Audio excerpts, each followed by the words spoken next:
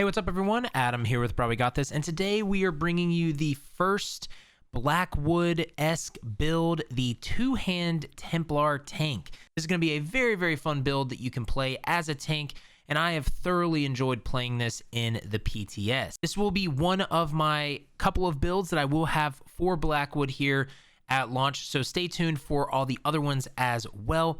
But real quick, I'd just like to give a shout out to all the patrons. Thank you so much. If you'd like to become a patron, make sure to check out the link below in the description. And if you have any questions about this build, you can always come by our Twitch stream, twitch.tv/brahwegotthis, and you can join our Discord to ask questions there as well. All the links are there below in the description, and this will be on our new revamped website, brahwegotthis.com, eventually, so go check out the website.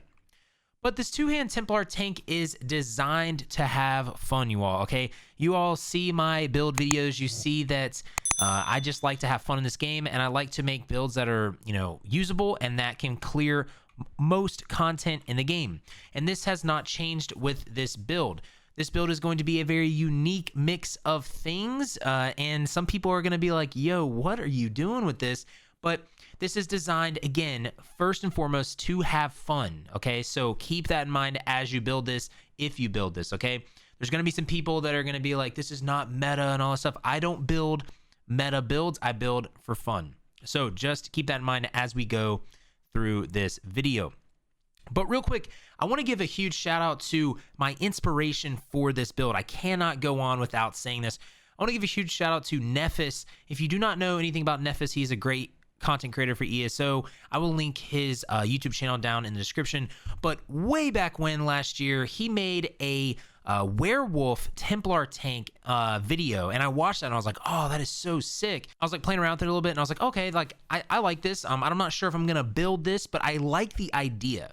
And so my idea for this build derived from that video and that build. It's not a werewolf build, so we're not making a werewolf build, but it's using a set and sort of like a mechanic that he put in that video. So I just want to give a huge shout out to Nephis for giving me the inspiration to make this, because I was like, I saw them making some Templar changes to make them a little bit more viable for tank on the PTS, and I was like, let's see what we can do with this. But huge shout out to Nephis. Go check him out down in the description. But without further ado, we're going to go through every single part of this. You guys know my build videos. We go through the stats, the armor, the skills, the passives, the CP, and kind of how the build works. If you would like to go to the timestamps below, you can. But remember, if you do skip, you will miss out on information and explanations of the build. So just keep that in mind.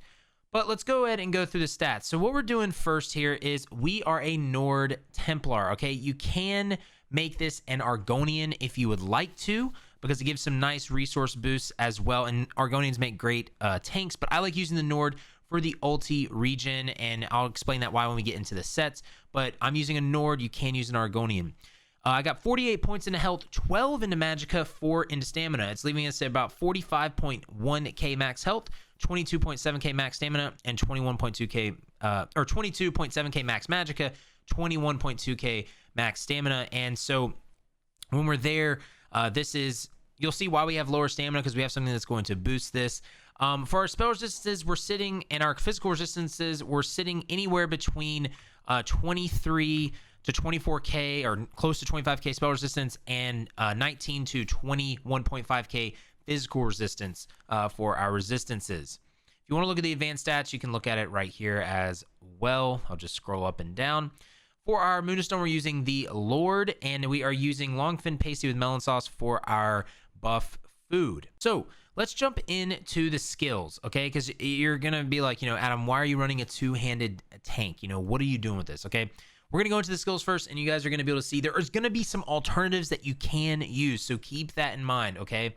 But first skill we're going to have is Pierce Armor, okay? And this is actually something that you can take out if you'd like, but the only reason that I'm keeping this in here is it is a great single target taunt, and it applies minor breach as well as major breach, okay? And so that is one reason why I'm keeping that in here, and I'll show you why in a second. But Pierce Armor is the first skill that you get from the Sword and Board line right here. It's a great taunt. It's a great skill. Put it on the bar, but you can switch this out with other things, and I'll explain that here in a little bit. Restoring Focus. This is in the Restoring Light line, and this is why we have a little bit more magicka, because we do have about an even split on magicka and stamina skills. But this is going to give us major resolve when we pop this. which is going to be great for us since we're a tank, increasing our physical and spell resistance by 5948. We're also going to recover 242 stamina every 1 second over the duration. Standing within this, though, will heal you for 2711 health every 1 second, and it scales off your max health. So this is something that you can switch out if you would like with a Puncturing Sweep to give you a heal, but that's just if you want to do a little bit more damage. I would recommend running Restoring Focus, but yeah, that is something you can switch out, but it's nice because it gives us that major resolve.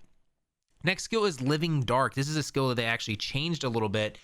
And so this is from the Dawn's Wrath line. Living Dark is going to envelop you in a sphere for 6 seconds. And then anytime an enemy uses direct damage attack against you, the sphere lashes back, reducing their movement speed by 60% for 3 seconds and healing you for 2,892 health. These can occur every half second, and they scale off your spell damage or max health. So it's nice because we have a nice pool of max health, and this is going to give us some healing back as well. So it's going to help us stay alive longer. Next skill is Blazing Shield. Blazing Shield is in the Adric Spear line. This is the last skill you get. This is going to give us a huge damage shield. It's going to absorb 15,588 damage over 6 seconds. It'll scale off max health, and then each nearby enemy increases the shield strength by 4% when the shield is active. When the shield expires, it explodes outward, dealing 30% of the damage absorbed to nearby enemies. It's a great shield for us as a Templar. Last skill on this bar is Razor Caltrops. Now, this is again why I said you can run, or you can not use Pierce Armor, because I'll explain because of the sets that we're using. This is going to be really nice because it's going to apply Major Breach in an AoE fashion, which is really, really nice. The only thing is it doesn't apply Minor Breach, okay? That's the only thing you're missing, and it doesn't taunt. But you're not going to have to worry about taunts with this build, and I'll get to that here in a little bit. I would recommend just keeping Pierce Armor for boss fights. Like, I really would. But if you want to switch that out with something, you can. But I like running this and this, even though this is going to give us Major Breach as well. In an AoE fight or in a mob pool, I'll throw Caltrops out to get the Major Breach, and I won't really worry about Pierce Armor unless I'm fighting a boss. The ultimate here we're running is Solar Disturbance. Solar Disturbance is in the Dawn's Wrath line. What this does is it's going to deal 2603 magic damage every 1 second for 10 seconds, and it applies Major Maim to them for 12 seconds, and that reduces their damage done by 10%. So an ally near the fragment can activate the Supernova, and it deals 5843 magic damage and stunning them for 3 seconds. So we're using this again for the Major Maim. It's a nice damage, and it's got a lot of ultimate, and we'll get to that here in a second when we get to the sets. Now we're gonna switch to the front bar. Okay, this is where our bread and butter is for this build, and you will see why when we get to the sets. Okay, the sets are very, very important. First skill is Brawler. Okay, the reason we are running Brawler is, if you notice it, you gain a damage shield that absorbs 4395 damage for 6 seconds. Every enemy or each enemy hit increases the damage shield by 50% up to 300%. Okay. So you can increase it up to 6 times, which is fantastic, okay? And you'll see how we use this when I get to the sets and when we go through how this actually works. Okay, so just keep this in the back of your mind. Next skill is Stampede. Stampede is a two-handed skill, okay? Brawler is as well. Stampede is a two-handed skill. If you look here, two-hand, Stampede, and Brawler. So what Stampede does is this launches you across basically a room, deals 4,093 physical damage to all nearby enemies. The attack is always a critical strike, and after reaching your target, you sunder the ground beneath you, dealing 1116 physical damage to enemies in the area every 1 second for 10 seconds. Again, you'll see why we are using this when we get to the sets. Next skill is Repentance. Repentance is in the Restoring Light line. This consecrates the souls of the fallen, so it has like corpses, kind of like the Necromancer class. This heals you and your allies for 3,000 health and restores 3,000 stamina for up to you for each corpse nearby. So this is a nice this is a nice resource regen tool that you can use. And then while slotted, you gain minor fortitude, minor endurance, and minor intellect, increasing your health, stamina, and magic recovery by 15%, which is going to really help us as a Templar. Next skill is something that can be switched out, but I like it for this build, and you'll see why again when we get to the sets. This is Silver Leash. I always like running this skill, but it has an extra benefit with this build. It's a Fighter's Guild ability. This is the first one you get, and what it does is it's going to pull enemies to you, okay? That is one of the main reasons we're using it along for the combination with our sets. But this pulls enemies to you. I love doing this as a tank because it groups up enemies. The last skill is Luminous Shards. Okay, Luminous Shards is in the Adric Spear line. This is going to throw down some shards from the heavens. It's going to deal magic damage, and it's going to deal additional magic damage every 1 second for 10 seconds. An ally near this spear can activate the synergy, which restores 3960 magic and stamina. It's just, this got buffed basically because you can now restore both resources with the synergy. It's just a nice skill that you can use to help your teammates out with resources. The ultimate here we're running is Empowering Sweep. Okay, this can be switched out for Aggressive Horn if you would like, but we're not running it for reasons, and I'll show you when we get to the sets and stuff. But this is nice because it has such a low ultimate cost, and this deals damage to all nearby enemies, and the duration is extended by 2 seconds for each enemy hit. And the other ability is you gain Empower for the duration, increasing the damage of your light and heavy attacks by 40%. So this is just something that, again, you'll see why we're running this when we get to the sets. You can switch this out though if you would like to. Something that you can switch this out with is, if you want, you can get Remembrance, a heal from your Restoring Light line if you want to switch this out with this, or Aggressive Warhorn. But again, we'll go into that when we get to the sets. Now, let's go into the passives real quick before we go to the sets. For the passives, you can basically get every passive in Adric Spear, Dawn's Wrath, and Restoring Light.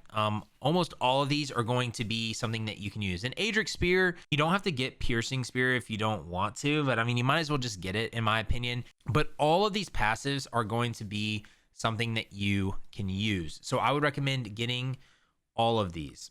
For the two-handed passives, you can get all of the two-handed passives as well. Okay, these are things that you can use. They will help you. You definitely want Balanced Blade. But these are going to be passives that you can use. You want all the one hand and shield passives as well. For your racial passives, we want the Nord passives here. For the guilds, for Fighter's Guild, you can get Slayer, you can get Banish the Wicked, and you can get Skilled Tracker. For Undaunted, we want these Undaunted passives. I'm running light, medium, and 5 heavy because I want to try to get this extra bonus from Undaunted Metal. You can run all heavy if you would like to, but I want these passives. For armor, that means that you can go for all of the armor passives if you would like to, especially heavy armor, but you don't have to get all the medium or light armor ones. But again, that is up to your preference. Now, let's get to the armor, because this is what is going to make this build. Because you're like, Adam, what are you doing with this build? Like, what are you doing? Okay, so I'm going to get to it. So, the first set that we are running is we're running one of the new sets from the new trial, Saxhill Champions. This is from the Rock Grove trial in Blackwood, okay? Now, this set can be switched out, okay? This can be switched out, but I like this ability for this set, okay? So you're going to get Max Magicka. You're going to gain Minor Aegis at all times. You're going to get Max Stamina. So 1096 Max Stamina, 1096 Max Magicka. When you use an ability while in combat, you and up to 11 members within 28 meters, you gain Major Force for 1 second per 15 ultimate spent, increasing your critical damage done by 20%. So this is basically half of Warhorn. Okay, Warhorn will boost your teammates' resources as well. But this is such a nice ability, okay? Now, they did change this. This used to be, I think, a little bit better. But I like this because if we're using ultimates with a lot of ultimate casts, like, say, Solar Disturbance, that's 213 ultimate, okay? So what that means is when we have our armor, every 15 ultimate spent, it increases it for 1 second.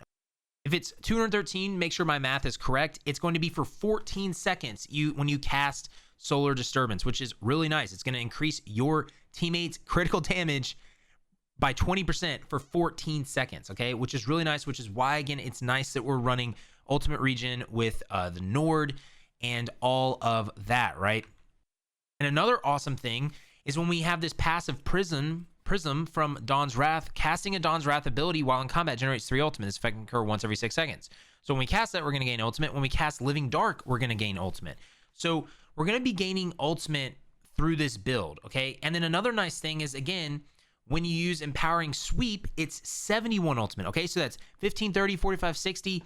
That is 4 to 5 seconds of critical damage boost of 20 seconds. You can get 71 ultimate really quickly, okay? Really quickly, all right? Yeah, that's 4 to 5 seconds, but it's 4 to 5 seconds where your teammates are doing 20% more crit damage, okay? That's fantastic, okay? Now, that's why I was saying you can mix and match your ultimates with this. If you want to run Warhorn, you can. The only thing is you're going to already have Major Force. But this only gets it for 10 seconds, but you're going to get the max magic and max stamina boost for your teammates as well. So you can switch that out if you would like to, and any other ultimates that you see fit. So the beauty of this build is that this armor set can be interchanged out with Yonakrin, okay? And Yonakrin is just, in my opinion, is just as awesome as this new set. The only reason I'm showcasing this new set is because it's new and I thought it was really neat. But you'll see Yonakrin, let me go to Yonakrin real quick, is absolutely fantastic for this build, and you'll see why when we get to the second set, okay? So honestly, you could use either Yonakrin or you could use the new set from the trial. This is really up to you, okay? It's your preference here. But Yonakrin adds max health and max stamina. It gives you the minor Aegis, but when you taunt an enemy, you give yourself and 11 group members minor courage for 15 seconds, increasing your weapon spell damage by 215. This effect can occur once every 8 seconds, okay? So this set can be used in replacement of Saxeel's Champion if you would like to, okay? And if you do, then just put Warhorn in there instead of Empowering Sweep, okay? But both of these item sets are fantastic for this build. So you can also, for the traits, you can run Infused on the chest, Reinforce on the belt, Sturdy on the boots, Infused on the legs, and Reinforce on the gauntlets. You can do a mix and match of that. If you would like to run more Sturdy or Reinforced, that's up to you. For the enchants, you can run all health enchants, or you can run tri-stat ones if you've got the money for them, if you would like to, but I would run mostly health enchants. We're going to go to the monster set real quick. The monster set is Thurvikin. Thurvikin is just a really cool set, in my opinion. So we're going to run light head, medium shoulders. Again, you can do both heavy if you would like to. I'm doing max magic enchant here, and I'm doing max stamina enchant here with Reinforced on the shoulders, Infused on the head. But what this does is it adds 1206 max health. When you take damage from a nearby enemy, you summon a growing pool of desecrated bile for 8 seconds. Enemies in the bile take 552 disease damage every 1 second and are afflicted with minor maim and the disease stats effect for 4 seconds, reducing their damage done by 5% and healing received and health recovery by 8%. This effect can occur every 16 seconds, and the damage scales off your max health. So we have max health that's going to help with that damage, but it's nice because it's giving us minor maim.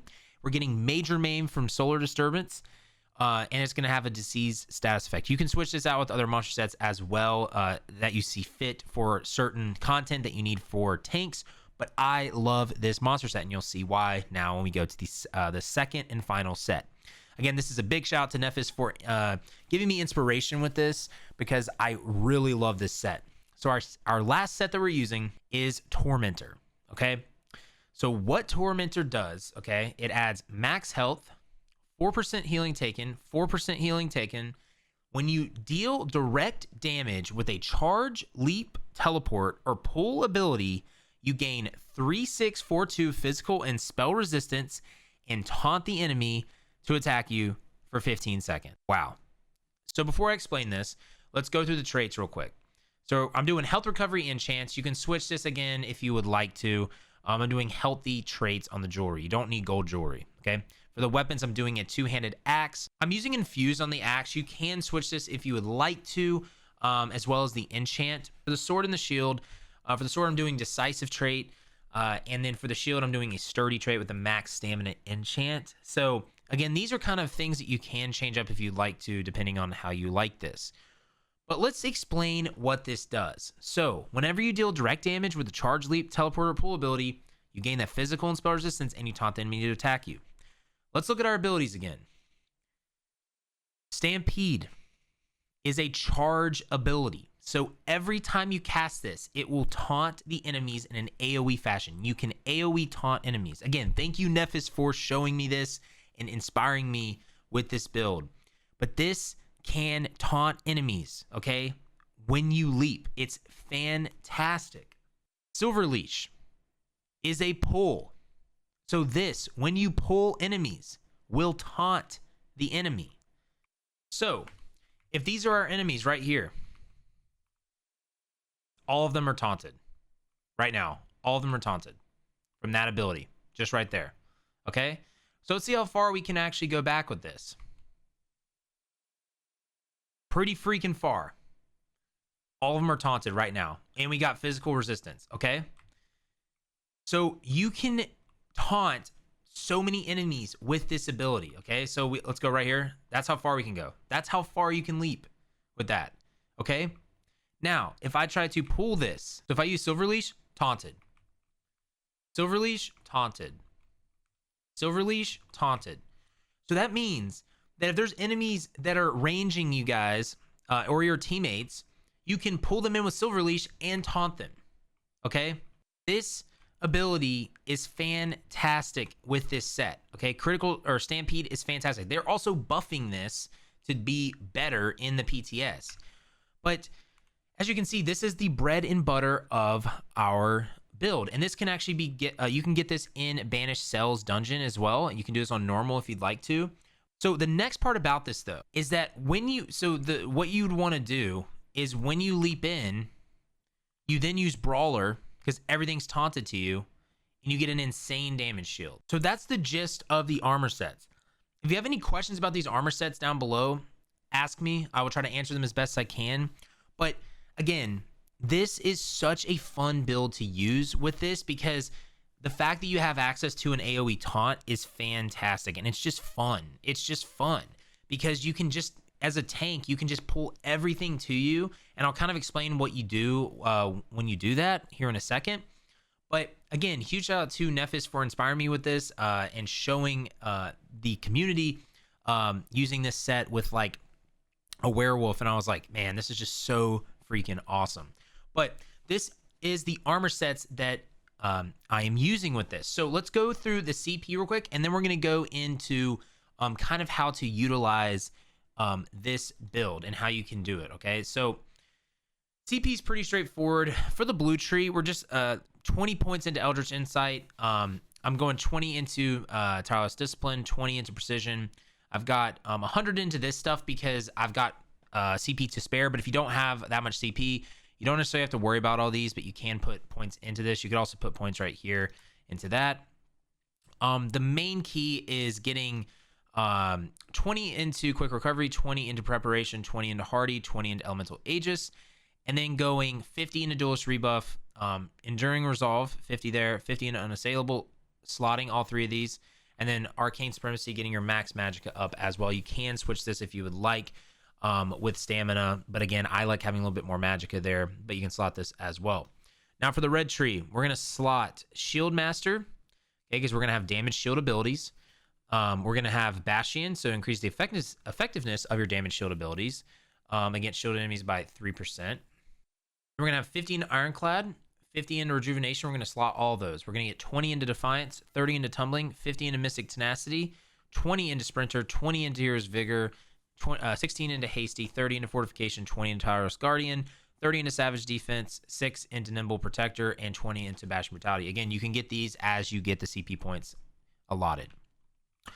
Okay, so let's kind of go into what you do here as this tank. And make sure to use Restoring Focus before you go into any fight as this Templar tank, because you don't have to stand in this to get the Major Resolve buff, because right here it just gives you Major Resolve when you actually use the ability. Make sure to do that because that is crucial here for our tank. We need that resistance. It's just really nice. But if you do stand within it, you will heal. So if you're next to a boss and you want to use it, you can do that. You can just go like this. But just make sure to always use that before you go into a fight. Pop your shield, Eclipse, and then throw your caltrops, switch bars, charge in. And then once you charge in, though, this is the awesome thing about this, okay? One of the big reasons we're running two-hand is for that charge, but also, so as you see, I charge in, and you have all these enemies that will be grouped up, okay? So these, again, are target dummies, but when you're actually in a piece of content, those enemies are going to come to you because they're taunted. So then what you can do is use Brawler. When you hit them with Brawler, remember, the more enemies you hit, the more of the damage shield you get. So that is the next thing you will do. So again, crit charge, and then you will Brawler to get a shield, And then from here, you can just manage the enemies, okay? So you can throw down your shards, you can switch back bars, and then put like another shield up, and just manage them, because what they're going to do is they're going to group up for you, and then your enemies are going to be able to damage them down really nicely. Then any enemies that are spares that are on the outside or something, you could use your silver leash to pull them in. So that is like a typical pull for you. So you'll see here, we're in like a public dungeon. So I'm just going to kind of run through here and kind of show you what I like to do. But I'm just going to try to pull all of these things over here. Obviously the taunt really doesn't matter right here, but you'll see also that the Thurvican will also proc, which is really nice. So the really nice thing with Thurvican is the fact that when it procs and you're able to have all these enemies grouped up together, since they're all going to normally be really close to you, that's going to apply that minor maim to them, which is going to make it really, really easy for your teammates to damage down these enemies, which is fantastic for this build. Another awesome thing is that since your enemies are going to be so tightly grouped, you can then use repentance to gain your resources back, which is really, really nice. So you'll see here, I'm just maintaining the fight right now. Again, I don't have anyone with me, but if I did, then, you know, they would be damaging down these enemies. But really, it is very, very simple, you all. You just pop your shields, pop any pre-buffs that you need, and then you can throw caltrops if you would like, but then you just crit charge in to taunt as many enemies as you can, brawler them to get a shield, and then after that, it's just managing. You can throw your shards down, you can get repentance for resources, you can pull any enemies that are far away, and that will also taunt them to you. And yeah, so it's something that, again, this build is something that I have found just to be so extremely fun to use, because it brings a different take to tanking in the game.